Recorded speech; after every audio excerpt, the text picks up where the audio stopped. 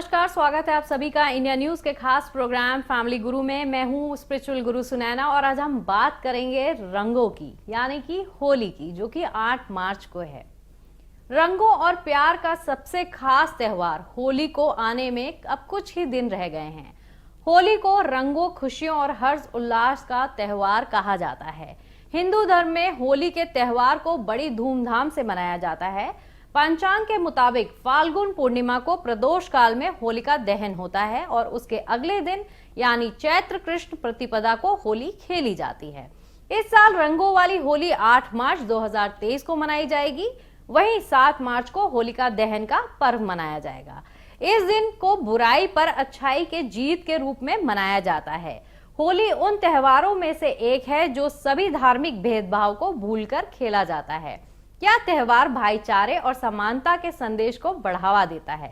होलिका दहन का बहुत ही विशेष महत्व है। होलिका दहन के दिन लोग विधि विधान से पूजा करते हैं। मान्यता है कि इस दिन व्रत और पूजा पाठ करने से भगवान कृष्ण प्रसन्न होते हैं। ज्योतिष शास्त्रों के अनुसार होलिका दहन के दिन पूजा करने से घर में माता लक्ष्मी निवास करती हैं। यह पावन पर्व इस साल कब मनाया जाएगा, आइए जानते हैं। होलिका दहन की तिथि और शुभ मुहूर्त कब की है, मैं आपको बताती हूँ। होलिका दहन का शुभ मुहूर्त 7 मार्च 2023 को शाम 6:24 से रात 8:51 तक रहेगा। वहीं होलिका दहन के दिन भद्रा सुबह 5:15 तक रहेगा। भद्राकाल समय इस बार होलिका दहन 7 मार्च मंगलवार को है। वहीं भद्राकाल का मुहूर्त 6 मार्च 2023 को शाम को 4:48 से लगेगा और 7 मार्च 2023 को प्रातः 5:14 पर समाप्त हो जाएगा। तो इस हिसाब से पंचांग के अनुसार इस बार होलिका दहन पर भद्रा का साया नहीं है। होलिका दहन पर क्यों देखते हैं भद्राकाल, आइए मैं आपको बताती हूँ। होली की कथा के अनुसार मान्यता है कि भद्रा के स्वामी यमराज होने के कारण इस योग में कोई भी शुभ काम करने की मनाही होती है। वहीं भद्रा पुंज में होलिका दहन किया जा सकता है क्योंकि इस समय भद्रा का प्रभाव काफी कम होता है और व्यक्ति को दोष भी नहीं लगता है। होलिका दहन की विधि और महत्व क्या है, मैं आपको बताती हूँ। अब होलिका दहन के लिए लकड़ी और उसके पास उपलों को रखकर शुभ मुहूर्त में जलाया जाता है। इसमें छेद वाले गोबर के उपले, गेहूं की बलियां, उपटन, नारियल आदि को डालकर जलाया जाता है। मान्यता है कि ऐसा करने से सभी कष्ट दूर होते हैं और घर में खुशियां आती हैं। पौराणिक कथाओं के अनुसार धार्मिक ग्रंथों में होली का पर्व होलिका और भक्त प्रहलाद से जुड़ा है। कथा के अनुसार राक्षसों का राजा हिरण्यकश्यप देवताओं का शत्रु था, लेकिन उसका ही पुत्र यानी प्रहलाद भगवान विष्णु का परम भक्त था। ऐसे में हिरण्यकश्यप के बहुत समझाने पर भी जब प्रहलाद ने भगवान विष्णु की भक्ति नहीं छोड़ी तो वह भक्त प्रहलाद को यातना देने लगा। इतना करने के बावजूद जब प्रहलाद नहीं माना तो हिरण्यकश्यप ने अपनी बहन होलिका को प्रहलाद को लेकर अग्नि में बैठने को कहा, क्योंकि होलिका को अग्नि से ना जलने का वरदान प्राप्त था। लेकिन होलिका जब भक्त प्रहलाद को लेकर अग्नि में बैठी तो वह जल गई और प्रहलाद बच गया। तभी से ये पर्व बुराई पर अच्छाई की जीत के रूप में मनाया जाने लगा। आइए अब आपको बताते हैं कि कब लगेगा होलाष्टक। इस वर्ष होलाष्टक 27 फरवरी 2023 से प्रारंभ होकर 8 मार्च 2023 तक रहेगा। हिंदू मान्यता के अनुसार होलाष्टक के दौरान कोई भी शुभ कार्य नहीं किया जाता।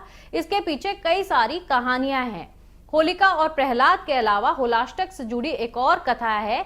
इस कथा के अनुसार एक बार इंद्रदेव के कहने पर कामदेव ने भगवान शिव की तपस्या को भंग कर दिया था, जिससे नाराज होकर भगवान शिव ने अपने तीसरे नेत्र से कामदेव को भस्म कर दिया था।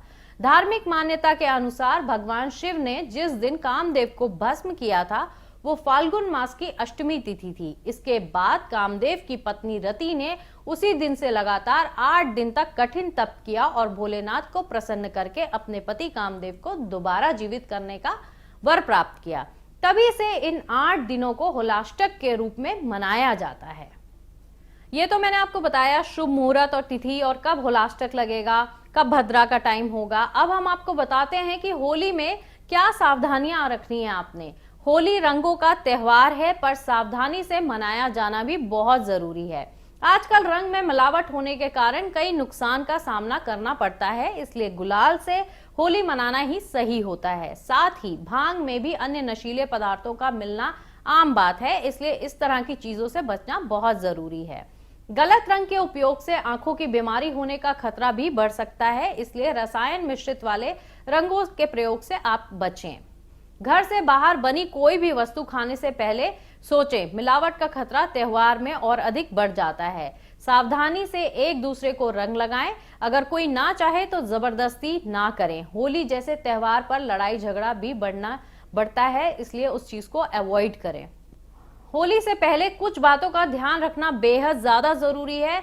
आइए जानते हैं कि होली पर क्या करना चाहिए और क्या नहीं करना चाहिए। होली दहन के दिन अपनी जेब में काले कपड़े में पीले सरसों, लौंग, जायफल और काले तिल को बांधकर रखें और बाद में उसे जलती हुई होली पर डाल दें। होली के दिन सुबह उठकर प्रसन्न मन से त्योहार की तैयारी करें। सभी लोगों को सम्मान करें, चाहे वह आपका दुश्मन ही क्यों ना हो। होली पर घर की साफ सफाई का ध्यान रखें और सबसे पहले भगवान विष्णु की पूजा जरूर करें। घर में मीठे पकवान तैयार करें और इसका भोग भगवान को जरूर लगाएं। होलिका की राख अपने घर लाएं और चारों कोनों में डाल दें। ऐसा करने से वास्तु दोष समाप्त हो जाता है। आइए अब मैं आपको बताती हूं कि होली पर क्या नहीं करना है आपने।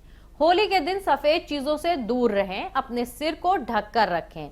अगर पुरुष हैं तो उस दिन टोपी जरूर लगाएं और अगर महिला हैं तो साड़ी का पल्लू सिर पर रखें, या फिर अगर नहीं आप साड़ी का पल्लू रखना चाहते या दुपट्टा नहीं डालना चाहते तो आप अपने सिर पे आप भी टोपी लगा सकते हैं। सूर्यास्त के बाद होली के रंग ना खेलें, ना ही किसी के ऊपर डालें, ऐसा करना अशुभ माना जाता है। सूर्य डूबने के बाद होली के मिलन के लिए बिल्कुल नहीं जाएं। मदिरा और मांस का सेवन करने से बचें। किसी भी नवविवाहित लड़की को होली को जलते हुए नहीं देखना चाहिए, ऐसा करने से उनको बचना चाहिए। वहीं सास बहू एक साथ होलिका दहन ना देखें। शास्त्रों के अनुसार ऐसा करने से आपके परिवार में परेशानी आ सकती है। होली के दिन ना तो किसी को धन देना चाहिए और ना ही किसी से धन लेना चाहिए। अगर आप ऐसा करते हैं तो ऐसा कहा जाता है कि मां लक्ष्मी आपसे इस दिन रूठ जाती हैं। होली का पर्व साल में एक बार ही आता है। मान्यता है कि इस दिन किए गए उपाय शीघ्र ही फल देते हैं। आज हम आपको कुछ खास बता रहे हैं जिनको करके आप अपने जीवन की सभी परेशानियों को दूर करते हुए जीवन को धन, हर्ष और ऐश्वर्य से भर सकते हैं। होलिका दहन में घर के सभी सदस्यों को अवश्य ही शामिल होना चाहिए। होलिका दहन में चना, मटर, गेहूं की बलिया, अलसी आदि डालते हुए अग्नि की 3 या 7 परिक्रमा जरूर करना चाहिए। इससे घर में शुभता आती है। आजकल फ्लू बहुत फैला हुआ है, इसलिए हर व्यक्ति को होलिका में थोड़ा सा कपूर और इलायची जरूर डालना चाहिए, जिससे फ्लू के वायरस भी कम हो सकते हैं। जो सीजन चेंज की वजह से फीवर लोगों को बहुत ज्यादा बढ़ने लगा है, वायरल बढ़ रहा है, वो चीजें थोड़ी सी एनवायरमेंट को प्योर करेंगी और लोग ठीक जल्दी होंगे। होली के दिन घर के मुखिया किसी मंदिर में घी में भिगोई हुई 2 लौंग, 1 बताशा और 1 पान का पत्ता भी अवश्य चढ़ाना चाहिए। उसके बाद उसकी 3 परिक्रमा करते हुए मंदिर में सूखे नारियल की आहुति देनी चाहिए। इससे न केवल सभी कष्ट दूर होते हैं बल्कि घर में सुख समृद्धि भी बढ़ती है। होली के दिन एक साबुत पान पर साबुत सुपारी, हल्दी की गांठ रखकर किसी भी मंदिर में शिवलिंग पर चढ़ाएं और भगवान शिव से योग्य जीवन साथी के लिए प्रार्थना करें।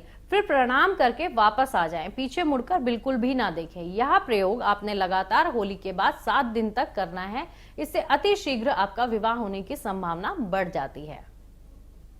होलिका दहन के बाद उसकी थोड़ी सी भस्म लाकर उसका टीका लगाएं। किसी महत्वपूर्ण कार्य में जाते हुए पुरुष अपने मस्तक पर और स्त्री अपने गर्दन में जरूर लगाए। कार्यों में आपको सफलता मिलेगी और धन संपत्ति में आपकी वृद्धि भी होगी। होली के दिन सबसे पहले घर के मंदिर में देवी देवताओं को रंग का टीका लगाएं, फिर बड़ों को पैर पर रंग लगाकर उनसे आशीर्वाद लें। इसके पश्चात घर के मुख्य द्वार पर गुलाल छिड़के वास्तु देवता को प्रणाम करें। अंत में अपने बराबर वालों से या छोटे बड़ों से जिनसे भी रंग खेलना चाहते हैं उनकी मर्जी से रंग लगाएं। आपको रंगों से चाहे जितनी एलर्जी हो या आप रंग ना खेलते हो, लेकिन होली के दिन अपना माथा सूना नहीं रखें। रंग खुशियों के, बुराई पर अच्छाई के प्रतीक के लिए माना जाता है। होली के दिन रंग लगाने और लगवाने से देवता भी प्रसन्न होते हैं, ग्रहों के दुष्प्रभाव दूर होते हैं, वास्तु देवता का भी आशीर्वाद आपको मिलता है। अगर आपको किसी भी तरीके की रंगों से प्रॉब्लम है स्किन पे, तो आप नॉर्मल पाउडर से भी होली खेल सकते हैं। होलिका दहन के बाद इसकी राख को घर के चारों तरफ और दरवाजे पर छिड़कने से घर में किसी भी प्रकार की नकारात्मक ऊर्जा का प्रवेश नहीं होता है। इसलिए ये राख अपने घर पे लाकर हर कोने में, अपने घर के चारों कोने में जरूर डालनी चाहिए। होली के दूसरे दिन यानी कि होलिका के राख से माथे पर टीका जरूर लगाना चाहिए। इससे देवता प्रसन्न होते हैं, जीवन की समस्त प्रकार की अड़चनें दूर हो जाती हैं। कहते हैं कि होली के दिन रात्रि में पीपल के नीचे शुद्ध घी का दीपक जलाना चाहिए एवं हाथ में सफेद तिल लेकर पीपल की 7 परिक्रमा करते करते धीरे धीरे इन तिलों को छोड़ते जाना चाहिए। इसके बाद बिना पीपल को छुए प्रणाम करके पीछे देखे बिना आप वापस घर आ जाएं। ऐसा करने से शीघ्र ही आपकी मनोकामना पूरी होती है। जो भी चीजें, जो भी आपकी मनोकामनाएं हैं, वो पीपल की परिक्रमा करते हुए आपने अपने मन में बोलनी है और जब आप घर आ जाएंगे तो बहुत ही जल्द वो आपकी मनोकामना पूरी हो जाएगी। होली के दिन जिस दिन रंग खेलते हैं, उस दिन सुबह स्नान के बाद गुलाल लेकर उसे सबसे पहले घर के मंदिर के देवी देवताओं के मूर्ति पर, चित्र पर लगाएं। फिर उस गुलाल के खुले पैकेट में एक चांदी का सिक्का रखकर उसे नए लाल कपड़े में कलावा से बांधकर अपनी तिजोरी में रख दें। धन लाभ और धन सेव भी होने लगेगा। जिनके यहाँ आजकल मैं बहुत लोगों से सुनती हूँ कि लोगों का धन सेव नहीं कर पाते, वो इनकम तो है बट सेविंग्स नहीं है, तो ये उपाय अगर वो करते हैं तो वो बहुत ज्यादा लाभ दिखेंगे। अगर आर्थिक संकट रहता है तो धन लाभ के लिए होली की रात में सिद्ध लक्ष्मी यंत्र ओम श्रीम ह्रीम श्रीम महालक्ष्माय नमः का 108 बार जाप करते हुए शक्कर की आहुति देते जाएं, धन में बरकत होने लगेगी। होली पर रंग सभी व्यक्तियों को जरूर ही खेलना चाहिए। इससे घर परिवार में प्रेम और सुख का वास होता है। होली पर सबसे पहले ईश्वर को और फिर घर के बड़े बुजुर्गों को रंग लगाकर उनसे आशीर्वाद लेकर रंग खेलना शुरू करना चाहिए।